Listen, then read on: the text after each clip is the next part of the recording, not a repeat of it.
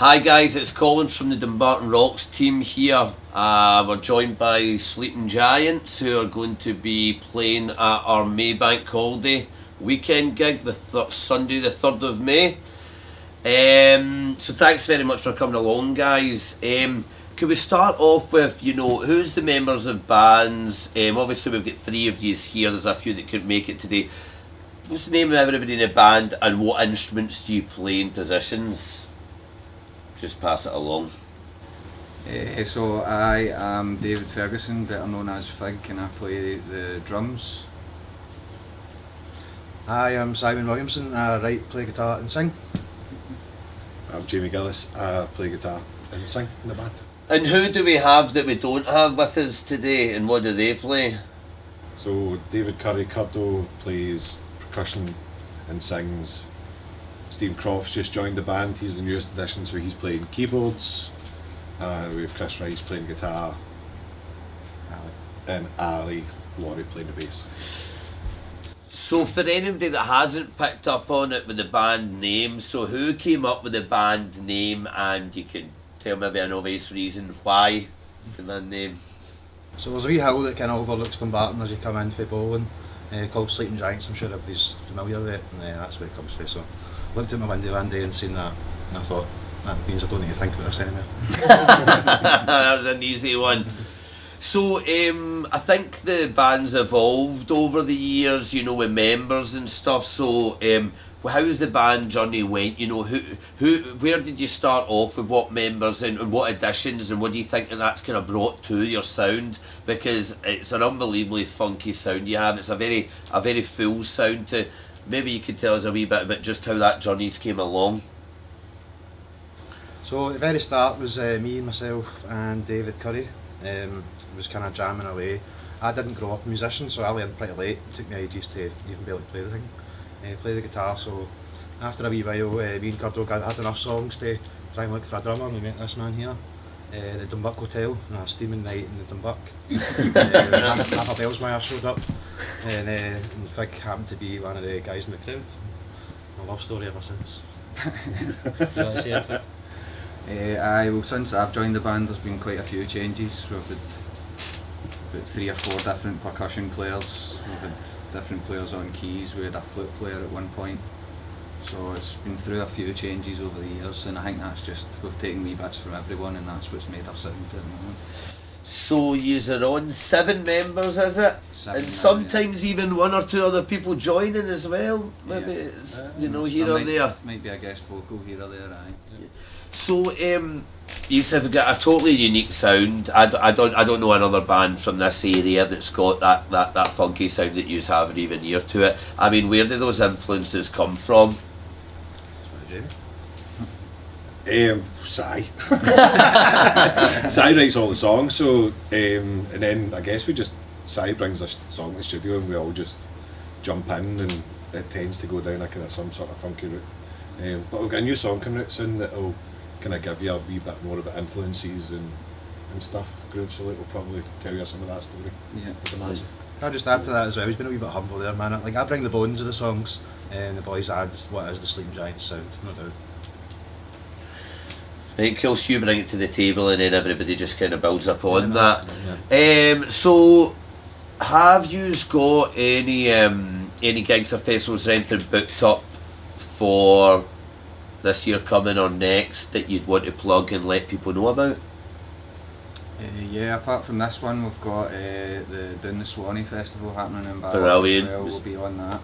Jamie sets that one up. It's an absolute cracking weekend of music, that one. Fantastic stuff, so we can't wait to play that one as well. But really we'll be focusing a lot on trying to get recordings done this year and get an album out there at some point.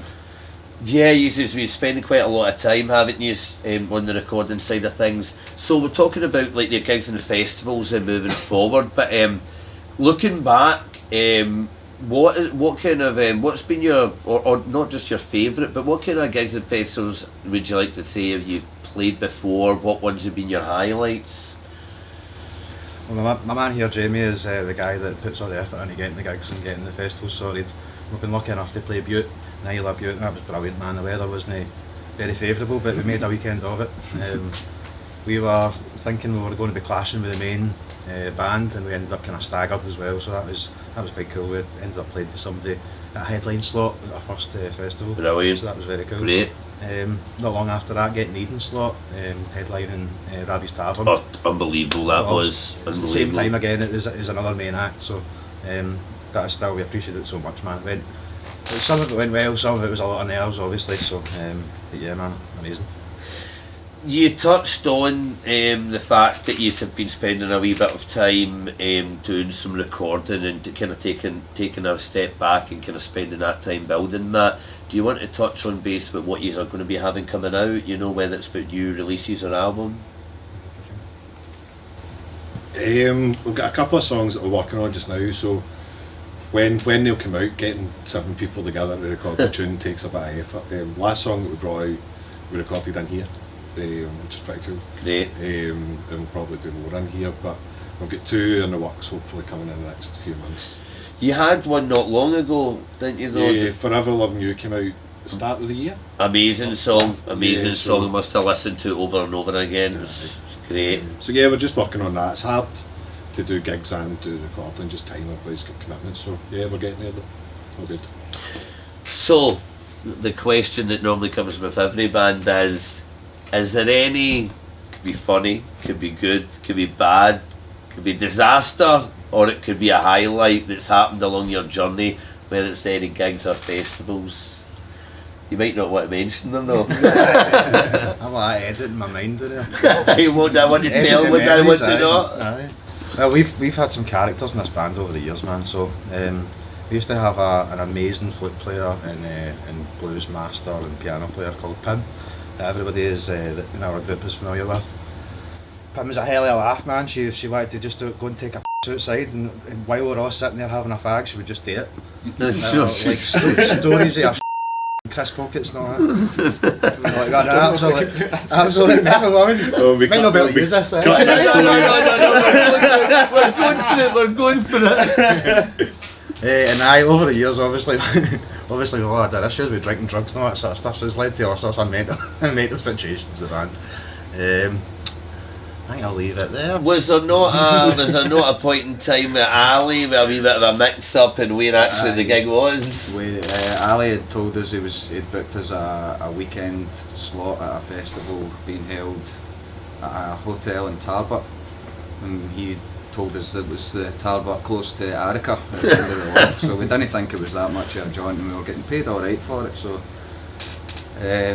a week before the gig we found out it was Tarbert down close to Campbelltown, and we had a 2.5 hour jaunt with all of our gear in the cars to contend with. So the furthest I've ever been in Scotland, I think. We very nearly pulled out that gig at the last minute, and then decided, you know what, let's just go for it, and it was genuinely one of the funniest gigs that we've Decided is kind.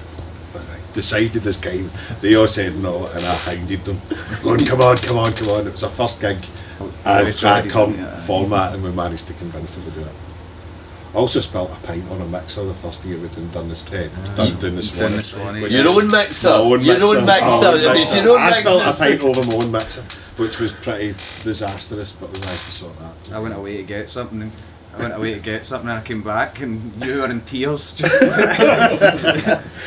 I do have Kevlar with myself, you know, when I go to put in a pint and he's like nowhere near the desk.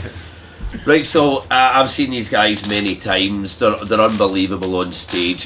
They're not to be missed. So grab your tickets for this next gig. We're looking forward to May the 3rd, and maybe you could tell us what to expect. And without mentioning any genres, how would you describe yourselves? I think positive is the first thing to say. I mean, we try and stay away from minor as much as possible. I mean, it's like it's about having fun, about being as positive as you can be. Obviously, life's pretty sometimes, so this is how we get our fun. So it's all positive. I would call it kind of progressive, modern mixed with sort of traditional funk and blues music. Adding all the sounds. Every time we add somebody else, it becomes something else. So. Yeah. Right, so these are one of the 5 bands that are joining us on the 3rd of May, and they are not to be missed. So get on schedule and get your tickets soon, because this will be a sellout. Thank you. That's great. Well done, guys. Right, man, thanks for coming down, man. That's it. How make this go.